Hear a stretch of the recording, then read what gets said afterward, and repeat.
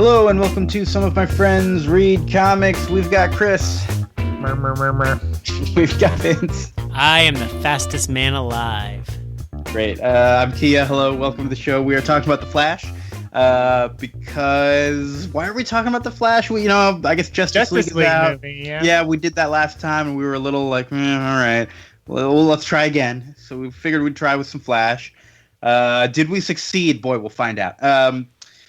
We decided, we've done some Flash before on the show. We read a little bit of Mark Waid's run, right, from the 80s, which we I Just think we 90s, enjoyed. Was that from the actually. 90s? Yeah, sorry. Early 90s, yeah. Early 90s.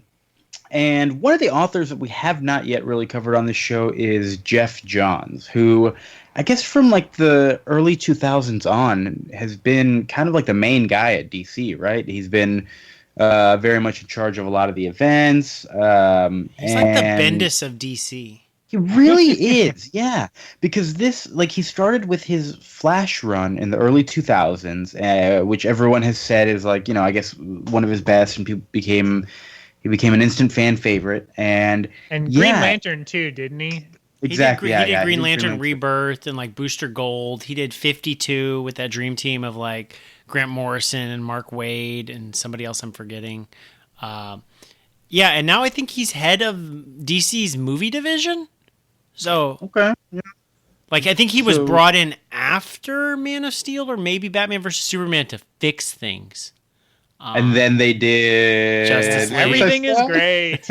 Okay. Justice League's trailers, which I know is out by this time y'all are listening to this, tonally is very similar to this book, but not in a way that I would have expected.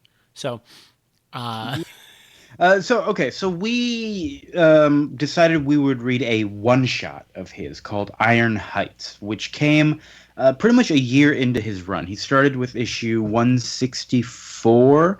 And I was reading the first trade of his, which it's like the Flash by Geoff Johns, which has his first 12 issues, and then ends with this one-shot special, the 48-pager about all of his bad guys that are in essentially his version of Arkham Asylum, right? right.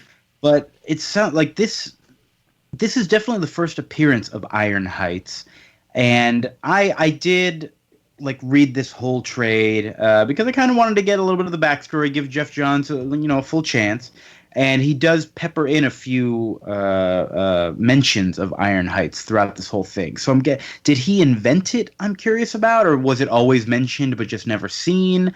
I wasn't able to find any information on that. Do you guys know? I don't know. I assume he created it because this is the first time it ever appeared. Okay, yeah, that was my assumption as well. There's a lot of stuff created new for the Flash universe in this particular issue and Geoff Johns' run. So, yeah, okay. I believe he created Iron Heights, and this does very much feel like an Arkham Asylum type book, which I think is part of its problem. But that's we'll get into that in a bit later. Sure. Oh, it has problems, you say? Ooh, I can't wait. Yeah, should we just jump right into the story? We'll figure out the rest afterwards. Sure. The story is that there is this Iron Heights prison where all of his rogues gallery go, and we should give a little bit of setting as well. He's in Keystone City. It's another one of these fictional cities, which sometimes is like Kansas and sometimes is Detroit, depending on how the writer writes it. But it's just, some kind of industrial town. And all of Flash's bad guys go there. And the most recent person to go there, which was from the issue previous, is Weather Wizard, who is as you can probably guess from the name, he controls the weather. Well, we're skipping over the I guess prequel to this issue. I don't know. Do we want to like spoil that? Because all right. So here's my problem with this prequel. There's a little black and white thing that talks about like this one particular bad guy who gets put away, and then the big reveal at the end is that, like, oh, it was him. And I'm like, well, yeah, you like told us at the beginning that it was going to be a story about this dude, and then you said it was okay. That's fine. Yeah, okay. It wasn't like a thematic story either. Like, oh, well, this was a time that Barry was challenged and now Wally's challenged in the same way. And oh, surprise, it's the same bad guys. Like, why does this prequel, like several pages exist. And for me, tonally, it's fucking weird for the Flash. And maybe this is me just being an old nerd who also doesn't read much Flash comics, but I'm like, I thought Flash was bright and cheery. I was not expecting like a dude who heard voices and cut the tongues out of anybody he met because, I mean, that feels more like a Batman thing. And like, there's knives covered in blood and it's like very grotesque. And it's kind of like Van Sciver is not a very like classic, like Kirby-esque artist. He's more, my best, he's a good, gritty and realistic. He's a good artist. He does a lot of dark, a lot with shadows and stuff. So it just doesn't feel like a Flash book to me, which is interesting in itself, a Flash being challenged by like real villains. But woof, this intro. And like, it's interesting that you mentioned that this villain was created just for the story, because it is, this flashback sequence at the beginning is that Barry Allen was what was his job? He was like he's a forensic scientist. That's he's a Dexter. He's a Dexter, yeah. And so he's at a trial, saying, hey, this guy definitely did it, and he makes me sick, and he's disgusting, he's cutting tongues out of people.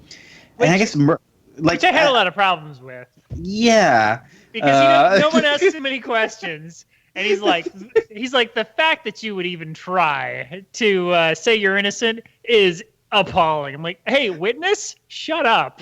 Yeah, the judge is fucking terrible. Yeah, Kia, just talk about the judge. The judge says, I wouldn't say this, but the law says that I have to, so here we go. May God have mercy on your soul. But, like, I want you to know that I don't mean that. Which, like, it's just, like, what? What is this law? I don't know. But no, all of the dialogue in this entire page, I'm like, in my head, Geoff Johns is, like, the Bendis of DC. And, like, he's got, like, good dialogue. He's kind of more cheery because DC's more cheery. And then I'm just reading this stuff. And, like, I see Barry Allen, who I thought was, like, this upstanding citizen thing, just looking at this character and goes, hope you rot. And he goes, hope you rot, doctor.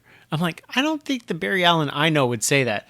And then the dialogue is just, like, I don't even understand what the dialogue is in this issue. Like, he goes, Your Honor, I'm here to help prove without a doubt that Dr. Amar is at the very least linked to 12 of over 50 murders he's suspected of. Which I don't understand that he's linked to 12 murders 12 of the 50 he's suspected of. Isn't he linked to those 50 already by virtue of being suspected? Yeah, if I was that guy's defense attorney, I would be like, Judge, I'd like a mistrial right now because he's just linked my client to 38 murders that they have not charged him with. I mean, like maybe a better line would have been like, yeah, exactly, but maybe like a better line would have been like, he's accused of 50 murders. I can definitely prove 12 of them. I think so. I feel okay. So here's what I'm going to say right now. We're all instantly very hard on this book. I do want to say that whole first year of Flash that I reading up to this was not nearly this bad. Vince, you said we picked this because you had heard like online that this issue was supposed to be one of his best, and so I'm reading this whole rest of this book and issue by issue, I'm drawn in a little bit more. I'm liking it. And then this issue rolls around. I'm like, all right, here we go. This is the good stuff. And this is like definitely the worst of all of them that I read. And so I'm very curious to hear about some of these reactions to this issue. Maybe we'll talk about that a little bit later. But I do want to say, I didn't go into this thing wanting to be really hard on Geoff Johns. I really did start to grow on him. But man, everything he gained with me, he just lost instantly with this issue here. That's good. That's good to hear, Kia, because I was concerned that maybe because I had only read this issue that maybe I was missing like context or build up, and this was like the crescendo. You're not missing any context or build up. This issue just comes out of nowhere. He does mention Iron Heights as like this is where my rogues gallery is going. But that's it. That's all it has to do with this story. It doesn't link to the rest of the series at all, really. Right, and also we should mention, and it's I guess endemic of the early 2000s that nowhere in this book are they like, hey, by the way, this guy testifying on the stand who's just giving his legal opinions as a forensic scientist on the innocence or guilt of a suspect, that's the Flash. They never say that. and They there's do nothing. never say that. Yeah. There's nothing that would tell you except you're like, oh well, I know he's like that's the Flash. Mm-hmm. But it's the old Flash, right? Yeah. I guess we got to clear it up just in case people are coming into this thing kind of new. Barry Allen, who was like sort of like the main Flash from the Silver Age, is the guy who was testifying on the stand in the flashback. But our story, when we leap to the present, is all about Wally West, who is the same Flash we talked about in the last Mark Waid Flash that we read. Mm-hmm. He was Kid Flash from Teen Titans. Because Barry is both the Flash in the TV show and the Justice League movie. That's that Flash, right. Is Barry Allen. Who did he quote unquote die around like Crisis on Infinite Earths in like '84? Yes, I think so. It was sometime because Wally was basically the post-Crisis Flash for a long time. Yeah, I mean it was a retcon. I think before Hal Jordan. I mean it was. There's a whole thing about how basically everybody from the 60s came back and it was bad. But that's Geoff Johns for you. Mm-hmm.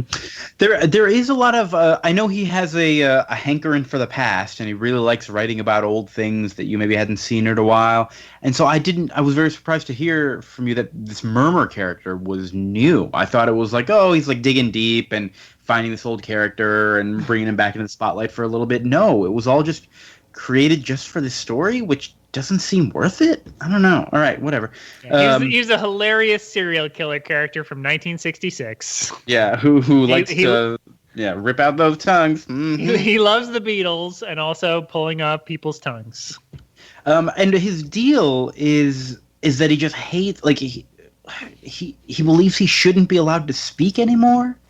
Or what is he? He hears voices, and so he cuts out the tongues of everybody so they can't hear voices, which is which is interesting because this is not something that I'm used to the Flash fighting. I'm expecting Flash to fight like super smart gorillas and like Captain Cold and stuff like that. Mm-hmm. So it's fun to be like, oh, okay, well now Flash is gonna meet something like real fucked up. Like that's an interesting story. Like once, yeah. I do like his writing of Captain Cold in this series, which we're not covering because he's not in this issue. I think Captain Cold is pretty cool. When I agree. Yeah, he's I real like cool. I love Captain Cold. I love his design. I mean, like all the rogues are like weird and classic because they like unlike all other supervillains, like Spider-Man's, they instantly like let's all fucking team up and let's destroy the Flash and we'll wreck his museum. Unlike Spider-Man, it's exactly like I guess Spider-Man. the Spider-Man has the Sinister Six. I guess the Spider-Man has the Sinister Six and stuff. I'm just not used to like Batman's villains. Like we're all gonna team up because that'll be smarter for all of us. But I guess it's exactly like Sinister Six. It is, yeah. That's what. And I love Sinister Six. So we're at this penitentiary, and Weather Wizard is getting admitted, and like the warden is just kind of an asshole. He's like unnecessarily harsh on a lot of these bad guys, but they're super villains, so I guess it's understandable. And but there's this disease that's going on. Everybody's getting real sick, including a lot of the inmates, but they're just kind of going like weirdly crazy, I guess. They're not necessarily getting sick. All the guards are getting sick. And so people are dying. Not just getting sick, their throats are getting turned inside out and they're turning into gelatin. Right. Yeah. I'm just like, okay. This is it's got like body horror and it's got police brutality inside the prison system. The warden tells, I'm Weather Wizard, I left you in your costume so that anybody tries to see somebody escaping with the costume, they're going to shoot him dead. Which I was thinking, Weather Wizard's going to put his costume on somebody, and then that's how the guard is going to get shot or something. Like that never came to No, that didn't happen. That would have been fun. That's a good idea, Vince. You should write a comic. Thank you. Just one. That's all I got. Just one. You put that idea in a comic. So Flash and other Flash, Jay Garrick, and this other friend of theirs, what's his name? The Pied Piper, who used to be an old bad guy, but now he's a good guy. They're like, all right, we'll go investigate. But he still talks about like, well, when I was a bad guy 10 years ago, we all know I was a bad guy, right? Yeah. I was in this prison and I busted out. And so I know all about, I know how to bust in. I mean, presumably he was pardoned by the governor of whatever state they're in or something for heroism. I don't know. But he got out like Sean Connery in The Rock. Except he immediately is not helpful. He's like, oh yeah, they fucking changed everything since I broke out. So he's not particularly helpful at getting back into Iron Heights. So basically, the whole middle section of this comic is them just kind of wandering around Iron Heights. Kind of like they're wandering through a museum, looking at all the old rogues gallery, like, hey, remember this guy? This was his deal. This is what he did. Do you think he's the bad guy? No, he's not the bad guy. No, the worst one is the fucking one with like the alchemy book. If you look at his alchemy book, it's literally just HTML code, kind of mishmash. They didn't even like lorem ipsum it. Like you can literally see the words like colspan equals on there, and I'm like, Jesus Christ, guys! Like, show a little more respect for your work. Well, I'm looking at a digital version of the trade, and maybe they changed it because I don't see this. Desmond Albert prisoner page, his spread. At the I'm bottom looking. of his book, and he says, "My book is just getting good," and it says like call span pixels 231. Oh, I do see it. Yes, sorry, I had to zoom in a little bit. Wow, what the fuck? Yeah, width equals 150. Okay, yeah, this is weird. I say the worst one is the one where it's just the Joker, but he likes cards, and they cut pieces of his face out, and it's very clear. I like the artist Ethan Van Sciver, right? But he just drew the Joker and then cut random pieces of his face out. Yeah, I was trying to like that scene was like, what does this have to do with the rest of the story? What is going on here? You'd say I think he doubled down on the Joker stuff. That's the name of the villain. That was his villain's name, Double Down? Yeah, Jeremy Tell, prisoner. There was one prisoner that was also prisoner 420, man. I did see that, prisoner number 420, bro. Which was very funny. Who was that? That was Neil Borman, a.k.a. Fallout. Oh, this was a little bit interesting to me. I was like, oh, okay, this villain is being used to power the whole rest of the prison.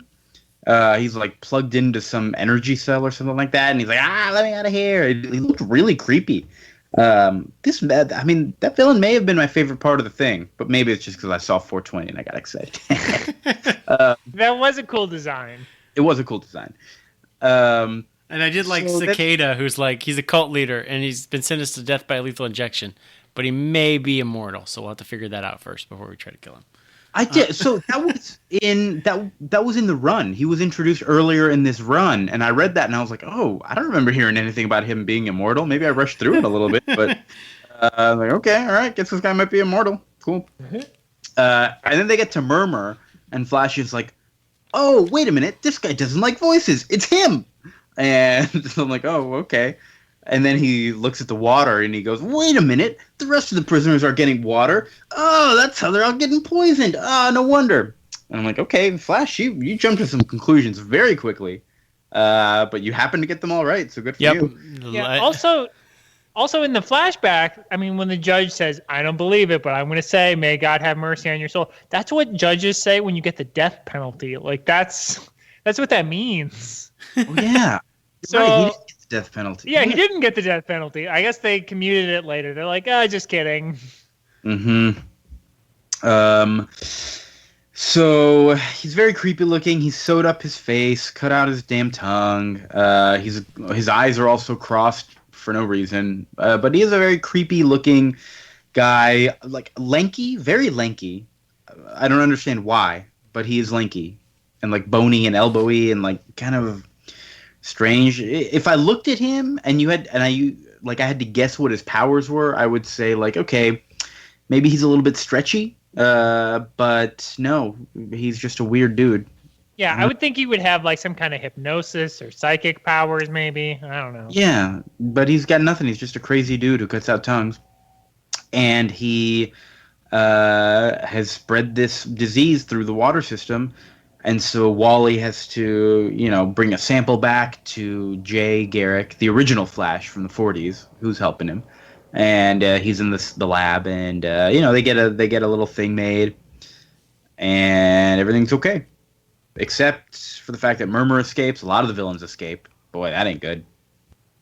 And then Flash confronts the warden as well. He's like, "Hey, man, you're not treating the prisoners right in there." But all of a sudden, his leg cramps up, and this warden's got some weird powers. I guess we'll have to see about that in future issues here. Interesting. He's got. I mean, it's such a. I mean, I guess. Yeah, it hurts to have a muscle cramp because he also did that to Weather Wizard. But like, what the hell is that? But like, yeah. So I'm gonna go ahead and ignore all this police brutality because my leg is cramped up. I've forgotten what's going on. Yeah, like what? Oh, my muscles cramped so much I forgot. I forgot what we were talking about here. Also, there's a little like tiny subplot throughout this whole thing about him having a bit of a fight with his wife, Linda, where Flash is like, I'm going to go take care of this disease, but Linda's like, no, I have to inform the whole city. It's my job. I need to like, make sure that the city is quarantined or whatever. And Flash is like, well, no, don't go cause a panic. I'm going to go take care of it. I'm a superhero. And Linda says, well, that's my job. I got to go make sure this disease is contained. And at the end of the issue... Well, she's like, yeah, and then she's like, I'm gonna tell him, no, I'm not. Wally's a man, and he's always right. I guess I won't. And I'm like, I'm like, well, yeah. And then at the end of the issue, she says, "Oh, there's no problem because I quit my job now." And I'm like, really? What? That was how we resolved that? This is how we do conflict resolution with your wife, where she quits her job and everything's okay? Okay. Yeah, remember when Lois Lane is like, don't worry, Superman, I quit my job. And in the previous issue, I did read the issue right before this. So did she think that Wally had a baby with another woman, but actually it was Weather Wizard's baby? But then because this kid had like weird lightning-y powers that they thought like, oh, maybe this was from the Flash because it was Flash's ex-girlfriend. But really, Weather Wizard did it to get back at Flash. Like went and like slept with one of Wally's old girlfriends, I guess. But then at the end of the issue, she was deciding whether or not to keep the baby, and then that didn't play into this issue at all.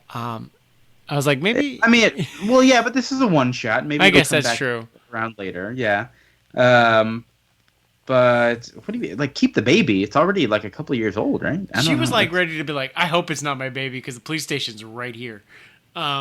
She was ready to drop that baby off in the previous issue. Oh, Linda was. Yeah. Mean. Oh, okay, yeah. Well, of course, yeah. She's like, well, I hope it's not. Oh, and the mother was killed, wasn't she? Yeah, something like that. Yeah. The mother was killed, so they were like, I hope we don't have to take care of this baby. That's right. It was a little strange. Geoff Johns definitely doesn't seem to have much respect for women, based on what I've read so far. It's not. I mean, maybe he's just really bad at writing them. Hey, that's possible. Never mistake incompetence for malice. That's true. The very end of this issue is where we find out that some of the other Rogues Gallery members had helped Murmur get this anthrax that he used. No, what was it? Anthrax? No, what was it? Whatever was in it was anthrax. To poison the system, and it's like, hey, now you can join our Rogues Gallery.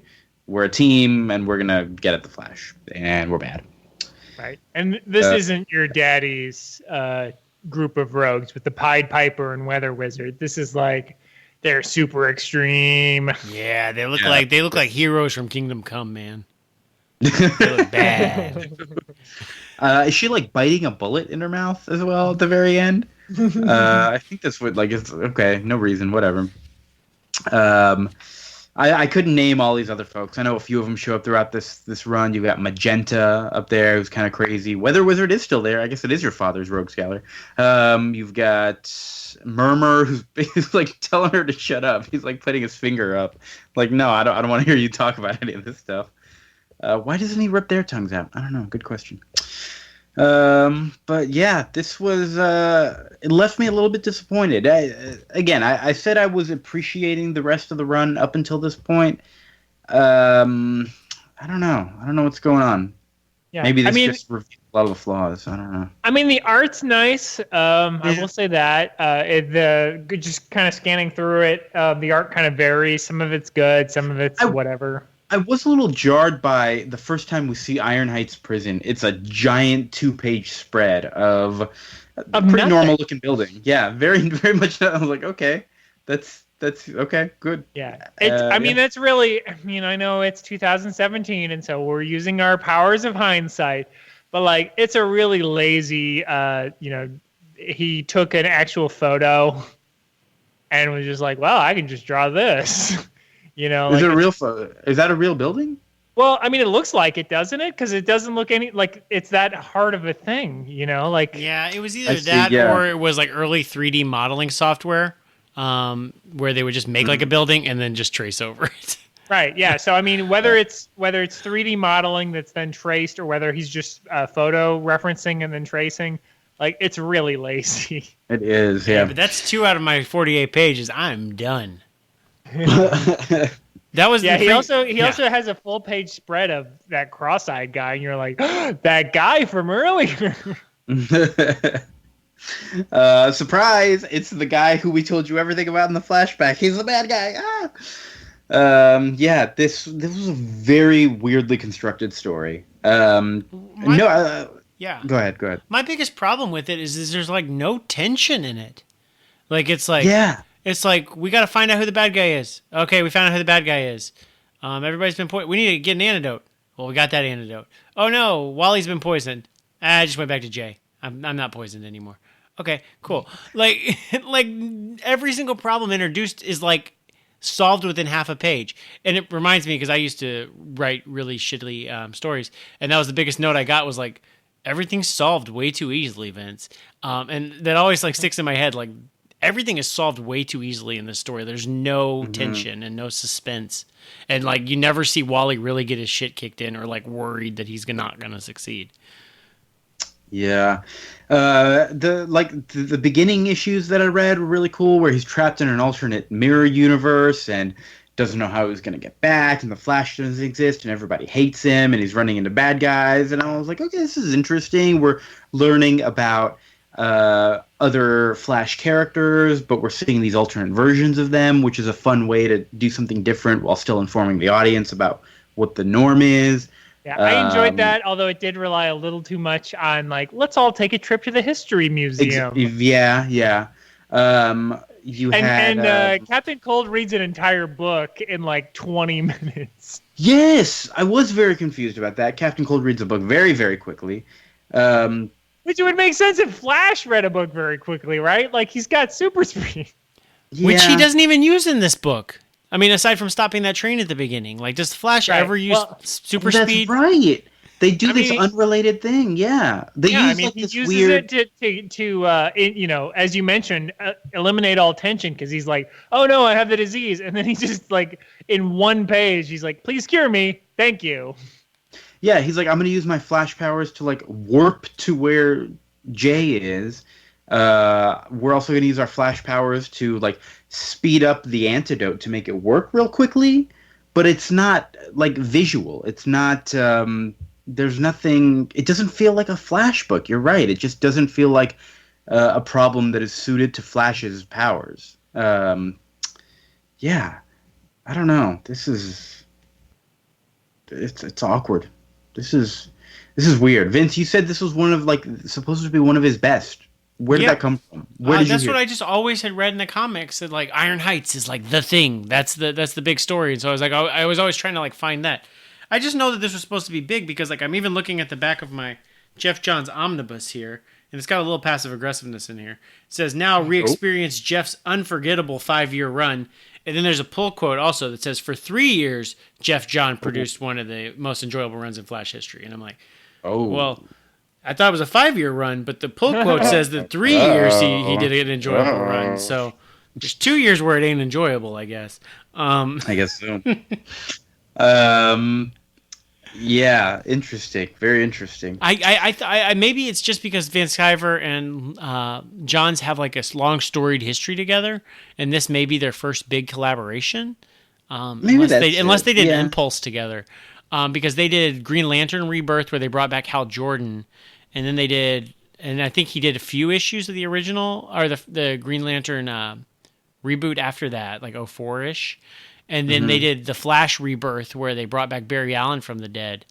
And then I know they've worked on like DC Rebirth together. I think that they're like they're like a hot team whenever Johns wants to do something big. So I thought that this was going to be like one of those things as well. Okay.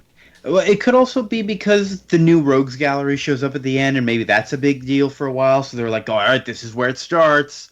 Yeah, that's what the contemporary reviews seem to be very excited about. Like, where's Murmur going to be? And we get to see, like, the Flash's version of Arkham. And, we get to see, like, a story that's not typically told in Flash, for better or for worse. I think that excited a lot of contemporary fans.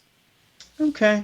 All right. Well, I guess I'll disagree with them and tell them to go shut up because I didn't like this. Sorry, guys. I've wanted to like Geoff Johns stuff so much. Like I read like a lot of that Booster Gold run, and I just could not get into it.